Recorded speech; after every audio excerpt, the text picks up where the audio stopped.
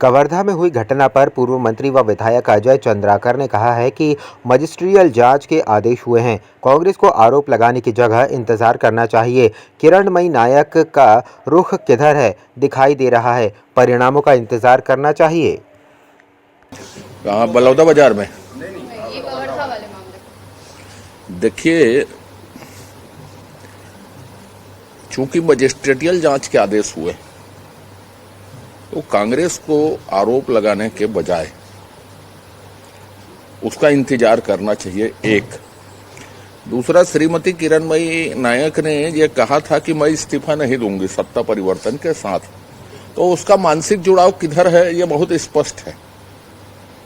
और आयोग जैसे संवैधानिक जगहों में राजनीति नहीं होनी चाहिए, पूर्वाग्रह से बयान नहीं देना चाहिए। मजिस्ट्रेटियल जांच के परिणामों का इंतजार करना चाहिए।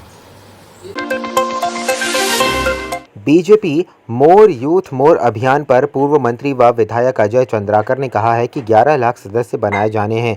मेरी विधानसभा का टास्क 50,000 पूरा हो गया है और बढ़ रहा है। आम जनता की भागीदारी से अच्छी सदस्यता हो रही है। मुख्यमंत्री जी भी बगिया में आज रहेंगे, मैं भी एक बूथ में जाऊंगा। 11 लाख सदस्य एक दिन में बनने हैं। प्रत्येक मैं भी एक बूथ में जा रहा हूँ, छोटे गांव में अभी विधानसभा जाऊंगा, वहां से उधर निकलूंगा।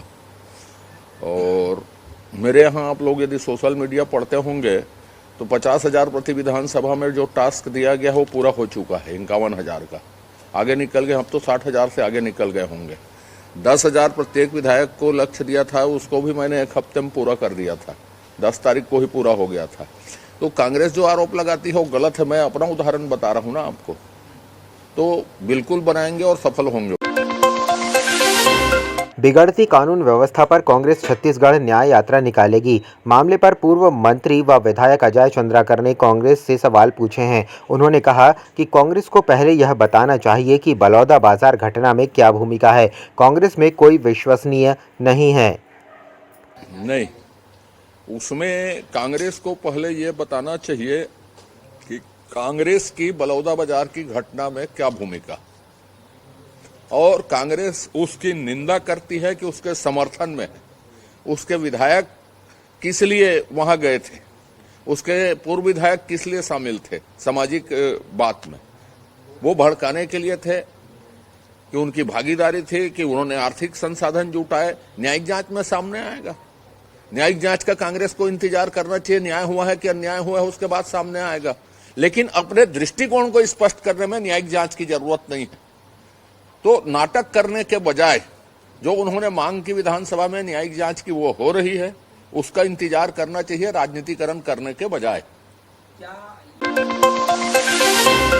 दुर्ग जिले के धमधा में सेंटिंग प्लेट व लोहे की रिंग चोरी करने वाले चोरों का गिरोह पकड़ा गया है। इन चोरों ने निर्माणाधीन मकानों से सेंटरिंग प्लेटें व लोहे की रिंग चोरी किए थे। 24 घंटे के अंदर मामले में पुलिस ने 2 लोगों को गिरफ्तार किया है। आरोपी गोपी गोंड पिता राजपति गोंड उम्र 36 साल, पथरिया थाना नंदिनी नगर जिला दुर्ग। रमेश मरकाम पिता बुद्धू मरकाम उम्र 30 साल, ढाबा अंजोरा थाना बोरी जिला दुर्ग। न्यायिक रिमांड पर जेल दाखिल किया गया है। कोरबा जिले में बिजली और पानी की समस्या से जूझ रहे लोगों ने खोला मोर्चा। महिला, पुरुष और बच्चों समेत वार्ड वासियों ने किया सड़क पर चक्का जाम। 2 दिनों से बिजली और पानी के सप्लाई नहीं होने से समस्या से परेशान है वार्ड वासी। बिलासपुर से अंबिकापुर नेशनल हाईवे कटघोरा में किया सड़क जाम। चक्का जाम से आवागमन रहा। मौके पर प्रशासन द्वारा वार्ड वासियों को समझाइश देने का प्रयास किया जा रहा है। राजस्व मंत्री टंकराम वर्मा आज बलौदा बाजार भाटापारा जिले के ग्राम सकरी में डिजिटल क्रॉप सर्वे का अवलोकन किया। उन्होंने पगडंडियों से चलकर बीच खेत में पहुंचकर मोबाइल के माध्यम से जियो रेफरेंसिंग के जरिए एंट्री कर खसरा का सत्यापन किया। इसके लिए मंत्री श्री वर्मा स्वयं सर्वेयर बने। उन्होंने ग्राम सकरी के किसान नेतराम साहू के खेत खसरा नंबर का सत्यापन कार्य पूर्ण किए हैं। उप मुख्यमंत्री अरुण साव ने एकात्म मानववाद के प्रणेता प्रसिद्ध विचारक एवं चिंतक पंडित दीनदयाल उपाध्याय की जयंती पर उन्हें सादर नमन किया है। उन्होंने बिलासपुर के पंडित दीनदयाल उपाध्याय उद्यान में उनकी प्रतिमा पर माल्यार्पण कर श्रद्धांजलि अर्पित की है। वे इस दौरान बिलासपुर नगर निगम द्वारा आयोजित स्वच्छता ही सेवा पखवाड़ा में भी शामिल हुए। पंडित दीनदयाल उपाध्याय देश के राजनीति के ऐसे चिंतक विचारक राजनेता रहे हैं जिन्होंने देश की राजनीति को नई दिशा दी। देश के आध्यात्मिक, पौराणिक, सांस्कृतिक, भौगोलिक आधार पर देश की राजनीति हो, देश की अर्थनीति, देश की शासन व्यवस्था हमारी पौराणिक मान्यताओं के आधार पर बने और ये देश उस दिशा में आगे बढ़े। एक ऐसी नई राजनीतिक संस्कृति और एक नई विचारधारा को लेकर जनसंघ के काम को आगे बढ़ाया। जो उनके सोच के पीछे मूल मंत्र था वो गरीब कल्याण को लेकर था।